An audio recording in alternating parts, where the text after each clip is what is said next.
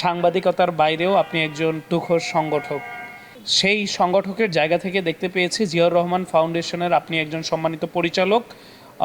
বিএনপির অ্যাক্টিং চেয়ারম্যানের সাথে সরাসরি কাজ করার অনেক সৌভাগ্য আপনার হয়েছে আমরা জানি, কিন্তু আমাদের কাছে কিছু মধুর স্মৃতি চারণ করতে চান কিনা?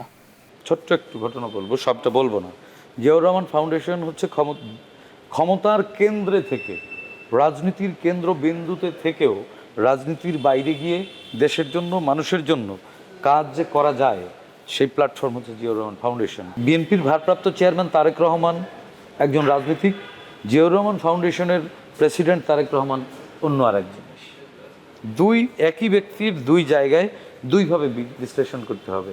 এখানে জিয়াউর রহমান ফাউন্ডেশনের প্রেসিডেন্ট তারেক রহমান একজন মানবিক মানুষ, একজন দেশপ্রেমিক মানুষ, আর বিএনপির ভারপ্রাপ্ত চেয়ারম্যান তারেক রহমান তুখোর একজন রাজনীতিক, তুখোর একজন রাজনৈতিক সংগঠক, এবং তিনি মানুষের অধিকার নিয়ে কথা বলেন এক জায়গায়, আরেক জায়গায় কল্যাণ নিয়ে কথা বলেন। দুই জায়গায় চরিত্র দুই রকম।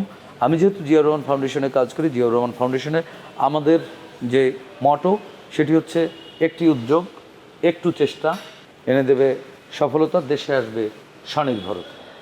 এটা হচ্ছে আমরা ছোটো ছোটো উদ্যোগগুলো পঞ্জীভূত করে মানুষের জন্য কাজ করি, যাতে মানুষের কল্যাণ হয়, মানুষ যাতে ভালো থাকে, দেশ যাতে ভালো থাকে, এভাবেই আমরা কাজ করি। এবং এখানে আমরা রাজনৈতিক দর্শনকে গুরুত্ব না দিয়ে মানবিকতাকেই বেশি গুরুত্ব দিয়ে থাকি। তারেক রহমানের সাথে আমার স্মৃতি যদি বলতে হয় তাহলে একটা স্মৃতি বলবো, একটা কথা বলবো।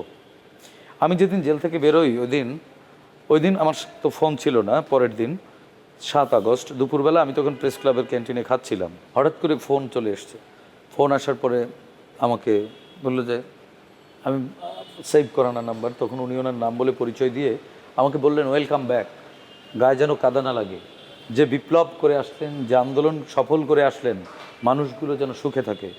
আমার চোখে জল চলে আসছে যে একটা মানুষ প্রতিশোধের কথা বলল না, আমার সমস্ত শরীরে ব্যথা, সে ব্যথা ভুলে যেতে বললেন এবং বললেন গায়ে যেন কাদা না লাগে। এটা আমার কাছে মনে হয়েছে যে নিজের আপন বড় ভাই ছোট ভাইকে যেভাবে স্নেহ করে, পরামর্শ দেয়, সেরকম একটি পরামর্শ।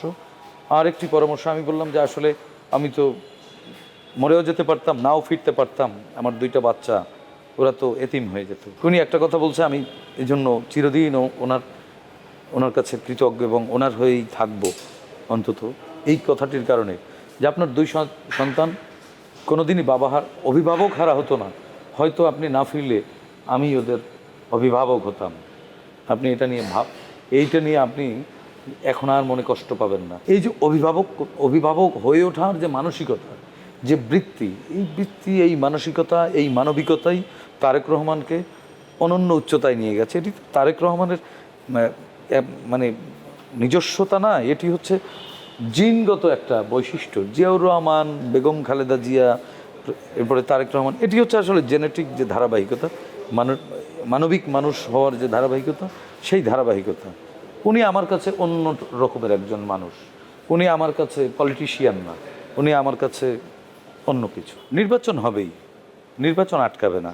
যে ট্রেন ছেড়ে দিয়েছে তা গন্তব্যে পৌঁছাবে। যাত্রী কে কয়জন হবে সেটা অন্য ব্যাপার। হ্যাঁ, আপনি আইন শৃঙ্খলা পরিস্থিতি বা নানান পরিস্থিতি, এগুলো আপেক্ষিক ব্যাপার। তো মনে করেন একেবারে সবটুকু যদি ভালো থাকতো না, তাইলেও কিছু মানুষ প্রশ্ন তুলতো এত ভালো না, আবার একটু খারাপ আছে তো এজন্য বলছে যে এত খারাপ হবে কেন। আসলে এটা হচ্ছে হিউম্যান নেচার। সুতরাং আমি মনে করি নির্বাচন হবেই। হ্যাঁ, ষড়যন্ত্র থাকবে, ষড়যন্ত্র আছে এবং ষড়যন্ত্র হচ্ছে, প্রতিবেশী রাষ্ট্রে ষড়যন্ত্র হচ্ছে, পতিত ফ্যাসিস্টের এক ধরনের ষড়যন্ত্র আছে, ডিপ স্টেট বলে একটা জিনিস আছে। আমি শুধু একটি নাম বলবো, সেই নামটির ব্যাপারে আমি মনে করি আপনাদেরও সতর্ক হওয়া উচিত, সেই নামটি সামনে আনা উচিত। নুরুল ইসলাম ভূঁইয়া ছোটন, এই গ্যাং আবারও বাংলাদেশের গণতন্ত্র, বাংলাদেশের শান্তি শৃঙ্খলা নষ্ট করে দেওয়ার জন্য তৎপর তারা। সুতরাং রাজনৈতিক দল, সরকার, নাগরিক, 3 পক্ষকেই একই সুরে কথা বলতে হবে। আমরা গণতন্ত্র চাই, আমরা নির্বাচন চাই, আমরা ভোট চাই।